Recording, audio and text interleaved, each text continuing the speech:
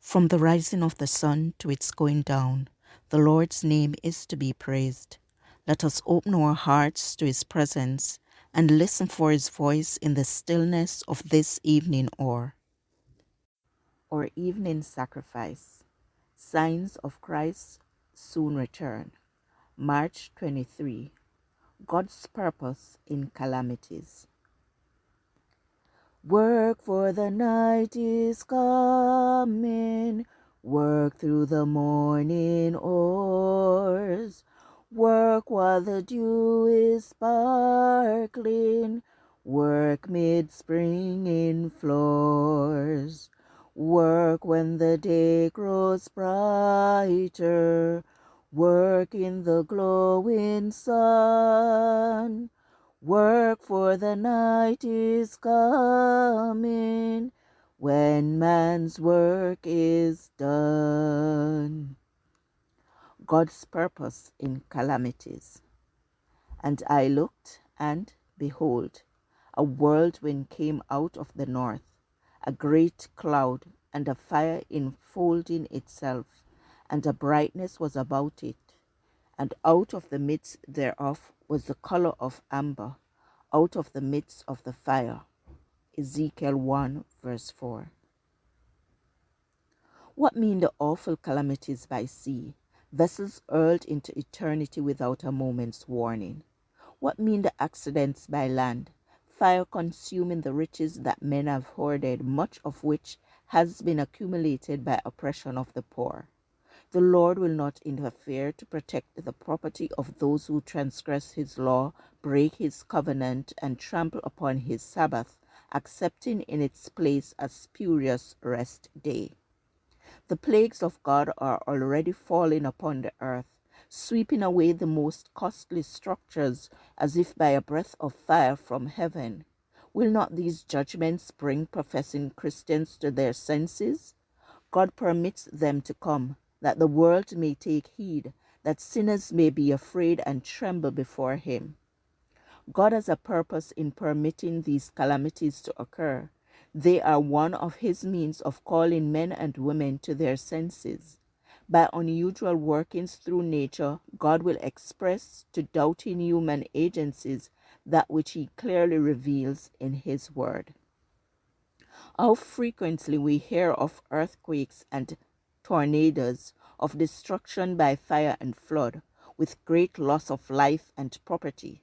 Apparently, these calamities are capricious outbursts of disorganized, unregulated forces of nature, wholly beyond the control of man, but in them all God's purpose may be read. They are among the agencies by which he seeks to arouse men and women to a sense of their danger. The world is not without a ruler. The program of coming events is in the hands of the Lord. The majesty of heaven has the destiny of nations as well as the concerns of his church in its own charge. These symbolical representations, the fiery serpents in the wilderness, serve a double purpose. From them, God's people learn not only that the physical forces of the earth are under the control of the Creator, but also that under his control are the religious movements of the nations. Especially is this true with reference to the enforcement of Sunday observance. In the great closing work, we shall meet with perplexities that we know not how to deal with.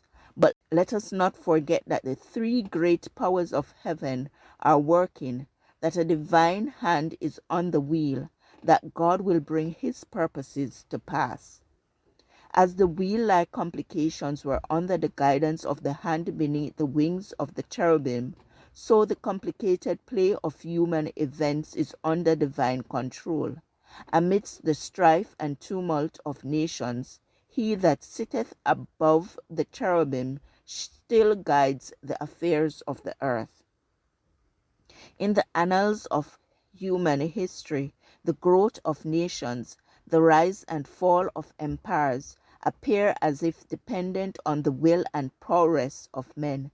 The shaping of events seems to a great degree to be determined by his power, ambition, or caprice.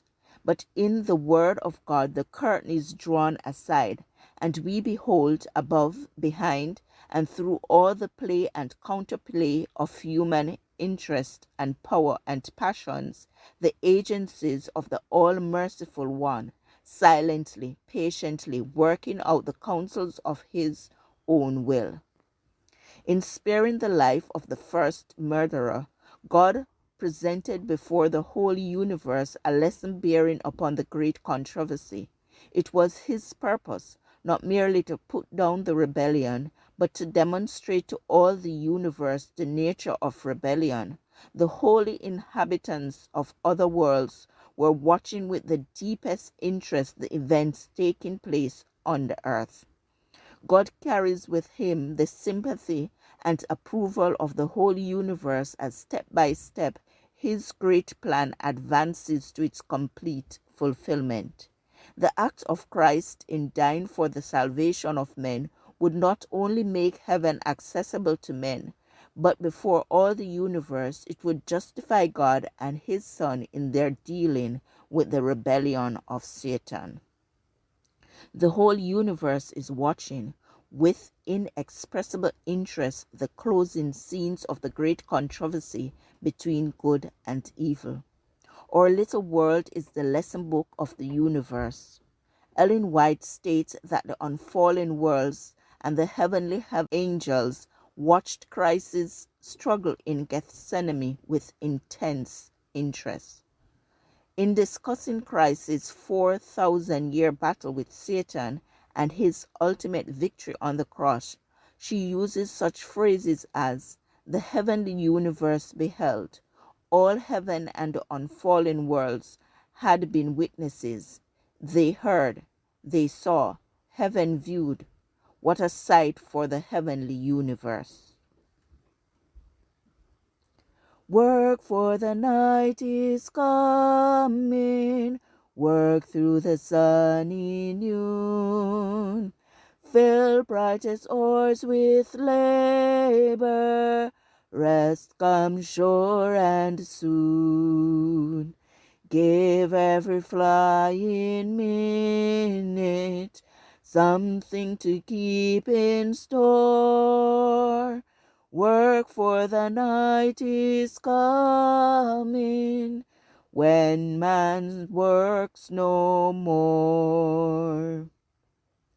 This passage was taken from Last Day Events, page 27 to 31, or Evening Sacrifice, March 23. I encourage you to connect with God and receive strength to overcome obstacles each day.